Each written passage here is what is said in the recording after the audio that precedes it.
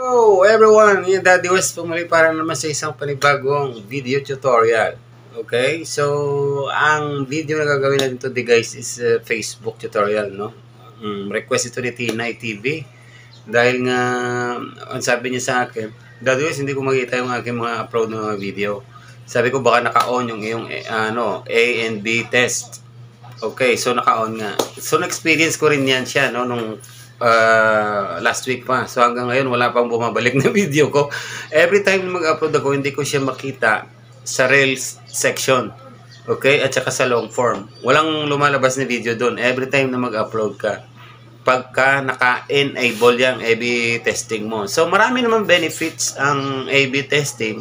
Yun nga lang, hindi ko alam kung essential ba to sa atin. Katulad itong isa, oh.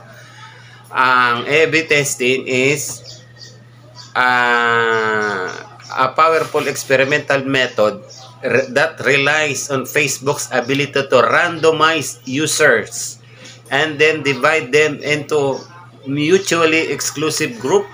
These groups are shown different ad sets which are identical except for one difference. So, ang video mo ini-experiment ba kung alin yung ang mag-workout, ang mataas na na view.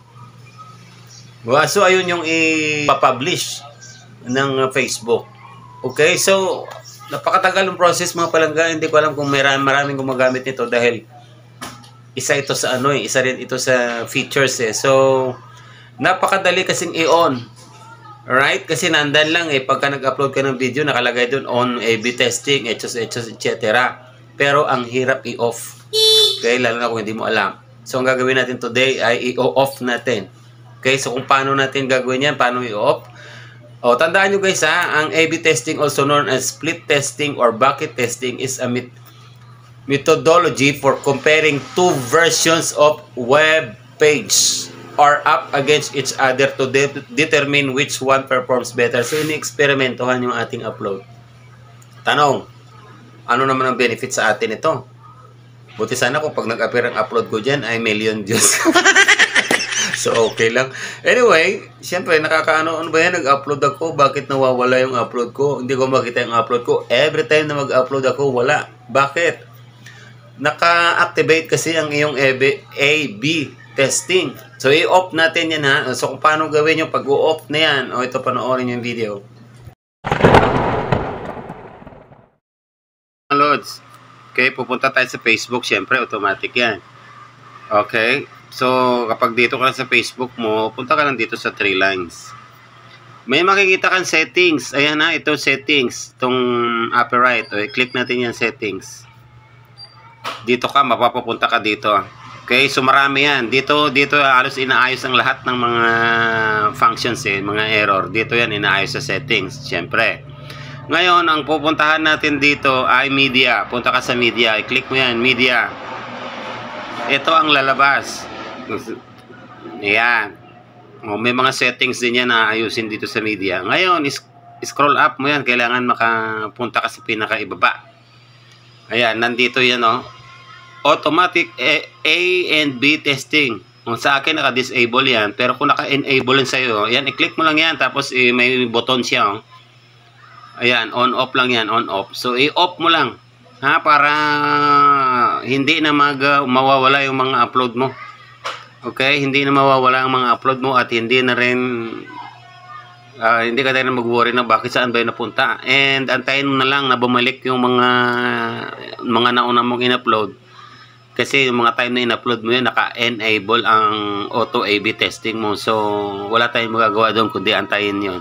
Kasi sa akin din, hindi naman pwede na mag-upload uli ako kasi magdo-double upload tayo. So, magkakaroon tayo ng sariling reuse content or repurpose.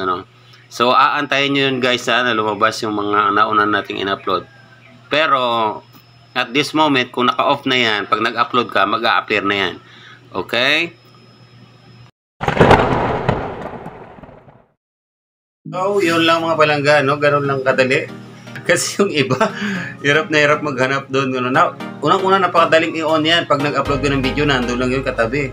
So, kung curious ka, i-click mo yun. Pero kung mag-off na nga, sabi putik, paano ka kaya i-off yun? Hindi ko naman alam i-off. So, ito na yung tutorial ha, na hanapin nyo kung paano i-off. Napakadali, sa unang tingin. Pero kung wala ka talagang knowledge, hindi mo yun ma-off yun. Okay, so, hanggang dito na lang ang isang tutorial naman na nanggaling na naman sa inyo, no? Request nyo na naman, kaya nakagawa tayo ng panibagong video. So, kung hindi ka pa naka-subscribe sa channel ni Daddy West, don't forget to click the like, i-share, and subscribe. Click mo yung bell all para updated ka sa lahat ng mga video updates and tutorial na i-upload ka natin sa video na sa channel natin. Okay, so kung gusto nyo i-consider na para matulungan ng channel na tumagal pa at mabuhay pa ng mahaba pang panahon hanggang may YouTube pa, ayan, pwede kayong magpa-member. 25 pesos lang yan. 25 pesos mo ay makaka-avail ka na ng mga help from sa akin, siyempre as member, kasama yan sa perks mo and benefits. O kung nagustuhan mo yung video, pwede ka rin dyan mag super thanks. Naka-on ang aking super thanks para sa konting contribution no? Para sa pagpatuloy ng ating channel. Okay, so hanggang dito na lang. Thank you so much for watching again. Ako po ang inyong Daddy West. God bless us all. Happy Sunday. Bye-bye.